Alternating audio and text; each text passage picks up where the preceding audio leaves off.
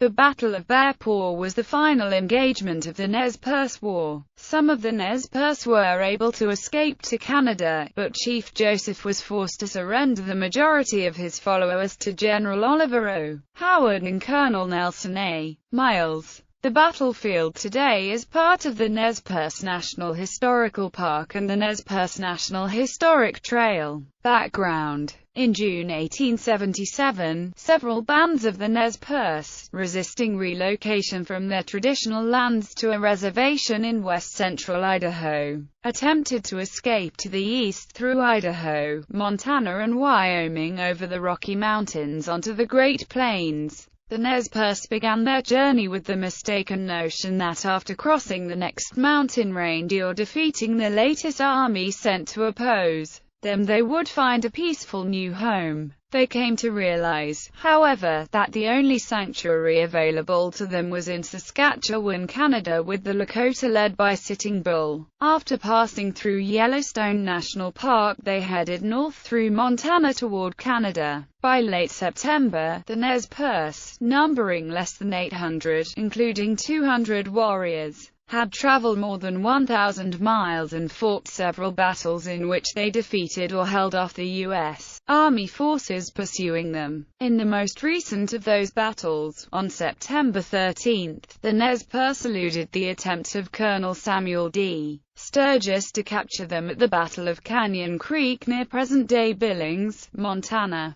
However, the Crow and Bannock scouts of Sturgis captured about 400 of the Nez Perce horses, which slowed them in their race for the Canadian border. Meeting up with Sturgis after the battle, General Howard continued the pursuit, following the Nez Perce Trail northward. On September 12, Howard sent a message to Colonel Nelson A. Miles stationed at Fort Keogh requesting his assistance. On September 17, Miles received the message and replied that he would move diagonally north with his soldiers to attempt to intercept the Nez Perce and to prevent what both officers feared, an alliance between the Nez Perce and the Lakota of Sitting Bull. To permit Miles the time he needed to get into position between the Nez Perce and the Canadian border, Howard slowed down his pursuit. The Nez Perce, exhausted by their long ordeal, also slowed down the flight, believing themselves a safe distance ahead of Howard's forces. They were not aware of Miles and his approach toward them. On their journey north from Canyon Creek and through the Judith Basin near the present town of Lewistown, Montana, the Nez Perce raided several ranches for horses and food and reportedly killed one sheep herder. The flight of the Nez Perce had incited sympathy among large segments in the American public, and even in the U.S. Army. After the Canyon Creek fight, an Army surgeon said of the Nez Perce, "I am actually beginning to admire their bravery and endurance in the face of so many well-equipped enemies." Nevertheless, although they spoke favorably of the Nez Perce, Army commanders William Tecumseh Sherman and Philip Sheridan were determined to punish them severely to discourage other Indians who might consider rebelling against the rule of the United States. Cow Island Landing. On September 23, the Nez Perce crossed the Missouri River near Cow Island Landing. Steamboats bound for the head of Missouri River navigation at Fort Benton, Montana, unloaded goods here late in the year, when the Missouri River water levels dropped and the steamboats could not get up the river to Fort Benton. A small contingent of about a dozen soldiers under a sergeant were stationed at the landing to protect the stockpile goods until they could be freighted onto Fort Benton by wagon train. Upon the approach of the Nez Perce, the outnumbered soldiers, along with 2 civilians, retreated into their camp, which had a low earth embankment built around it to protect it during rains. After crossing the river at some distance from the soldiers' camp, the main body of the Nez Perce went up Cow Creek for 2 miles and camped. A small delegation peacefully approached the small detachment of soldiers and asked for some of the stockpiled food. Upon being turned away with only a side of bacon and some hardtack, the Nez Perce waited until dark, and pinned the soldiers down with rifle fire from bluffs overlooking their camp, and under cover of darkness rifled the stockpiled supplies, which were located at some distance from the soldiers' camp. during which the supplies were set afire. During the sporadic gunfire, 2 civilians were wounded. The Nez Perce departed up Cow Creek the next morning. They were only 90 miles from the Canadian border. The soldiers were able to send a message downriver informing Colonel Miles of the location of the Nez Perce. From the landing, the Nez Perce proceeded upstream on Cow Creek, where they encountered a wagon train with more supplies, which they also looted and burned. They turned back an effort by 50 soldiers and civilian volunteers under Major Guido Igla to pursue them. During their operations around Cow Creek, the Nez Perce killed 5 men and stole or destroyed at least 85 tons of military supplies. However, although they gained a cornucopia of supplies, they had lost a day of travel, and that day may well have represented the difference between success and a bitter defeat. Crisis in leadership. The Nez Perce never had a unified leadership during their long fighting retreat. Looking Glass was the most important military leader and strategist, while Chief Joseph seems to have been mainly responsible for camp management. An English-speaking French Nez Perce mixed blood called Poker Joe or Lean Elk had become prominent as a guide and interpreter during the march. Poker Joe probably had a more knowledgeable appreciation of the determination of the U.S. Army to pursue and defeat the Nez Perce than did the other leaders. With the forces of General Howard far behind the Nez Perce after the Canyon Creek fight, Looking Glass advocated a slow pace to allow the travel-weary people and their horses an opportunity to rest. Poker Joe argued for the opposite. The disagreement among the leaders came to a head in a council on September 24.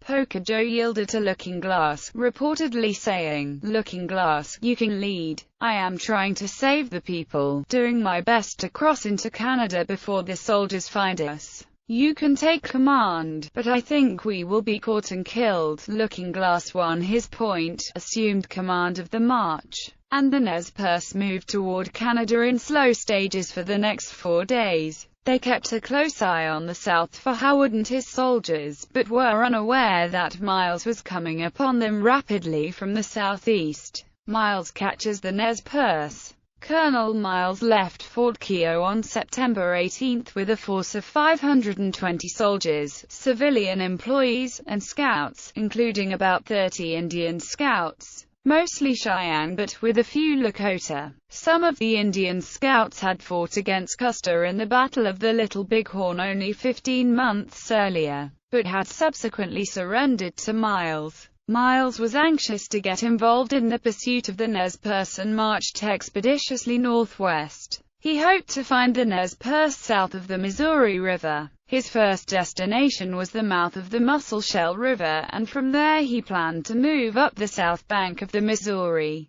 At the Missouri, Miles was joined by Scout Luther Yellowstone Kelly. On September 25, Miles received a dispatch informing him of the Cow Creek fight and that the Nez Perce had crossed the Missouri going north. He changed his plans, crossed the Missouri, and headed toward the northern side of the Bear Paw Mountains, passing the east side of the Little Rocky Mountains. Miles made every effort to keep his presence unknown to the Nez Perce, whom he believed were only a few miles to his west. On September 29, several inches of snow fell. That day, Miles' Cheyenne scouts found the trail of the Nez Perce, and a few soldiers and civilian scouts had a skirmish with Nez Perce warriors. The next morning the Cheyenne found the Nez Perce encampment on Snake Creek north of the Bear Paw Mountains. Miles' soldiers advanced toward it. That same day, scouts reported to the Nez Perce leaders the presence of a large number of people to their east. Most of their leaders wished to continue quickly on toward Canada, but Looking Glass prevailed. "The people seen," he said, "must be other Indians." Assiniboine and Gros Ventre were known to be hunting in the area. Consequently, the Nez Perce went into camp on Snake Creek, only 42 miles from Canada, and slowly the next morning, September 30, prepared to continue their journey. The battle. Miles hurried his attack on the Nez Perce camp for fear that the Indians would escape. At 9:15 a.m., while still about 6 miles from the camp, he deployed his cavalry at a trot, organized as follows. The 30 Cheyenne and Lakota Scouts led the way, followed by the 2nd Cavalry Battalion consisting of about 160 soldiers. The 2nd Cavalry was ordered to charge into the Nez Perce camp. The 7th Cavalry Battalion of 110 soldiers followed the 2nd as support and to follow the 2nd on the charge into the camp. The 5th Infantry of about 145 soldiers followed as a reserve with a Hotchkiss gun and the packed train. Miles rode with the 7th Cavalry. Miles was following a tried-and-true tactic of the U.S. Army in fighting Plains Indians. Attack a village suddenly and shock and demoralize all the camp occupants, men, women, and children, both young and old, before they could respond effectively to counter the blow. However, the Nez Perce were warned by scouts of the approach of the soldiers a few minutes in advance. They were scattered, some gathering up the horse herd west of the encampment, others packing to leave. Some men quickly gathered to defend the encampment while 50 to 60 warriors and many women and children rushed out of the village to attempt an escape to the north and Canada. Miles' plan fell apart quickly. Rather than attacking the camp, the Cheyenne scouts veered to the left toward the horse herd and the 2nd Cavalry, commanded by Captain George L. Tyler, followed them. The Cheyenne and Tyler captured most of the horse herd of the Nez Perce and cut off from the village about 70 men, including Chief Joseph, plus women and children. Joseph told his 14-year-old daughter to catch a horse and join the others in a flight toward Canada. Joseph, unarmed, then mounted a horse and rode through a ring of soldiers back into the camp, several bullets cutting his clothing and wounding his horse. Tyler's detour to the horse herd eliminated him from the van of the advancing soldiers and the main battle. He detached one company to chase the Nez Perce heading toward Canada. The company pursued the Nez Perce about 5 miles and then retreated as the Nez Perce organized a counter-attack. Once the women and children were safely out of reach of the soldiers, some of the Nez Perce warriors came back to join their main force. While the Cheyenne, Tyler, and the 2nd Cavalry were chasing horses, the 7th Cavalry, under Captain Owen Hale, followed Miles' plan by continuing a rapid advance on the village. As they approached, a group of Nez Perce rose up from a coulee and opened fire, killing and wounding several soldiers. The soldiers fell back. Miles ordered 2 of the 3 companies in the 7th Cavalry to dismount and quickly brought up the mounted infantry, the 5th, to join them in the firing line. Company K meanwhile had become separated from the main force and was also taking casualties. By 3 p.m., Miles had his entire force organized and on the battlefield and he occupied the higher ground. The Nez Perce were surrounded and had lost all their horses. At nightfall on September 30th, Miles' casualties amounted to 18 dead and 48 wounded, including 2 wounded Indian scouts. The 7th Cavalry took the heaviest losses. Its 110 men suffered 16 dead and 29 wounded, 2 of them mortally. The Nez Perce had 22 men killed, including 3 leaders. Joseph's brother Ollicott, Tuhulhulzote, and Poker Joe, the last killed by a Nez Perce sharpshooter who mistook him for a Cheyenne. Several Nez Perce women and children had also been killed. Miles said of the battle that, "The fight was the most fierce of any Indian engagement I have ever been in. The whole Nez Perce movement is unequaled in the history of Indian warfare." The siege. During the cold and snowy night following the battle, both the Nez Perce and the soldiers fortified their positions. Some Nez Perce crept out between the lines to collect ammunition from wounded and dead soldiers. The Nez Perce dug large and deep shelter pits for women and children, and rifle pits for the warriors covering all approaches to their camp, which was a square about 250 yards on each side. About 100 warriors manned the defenses, each armed with 3 guns including a repeating rifle. In the words of a soldier,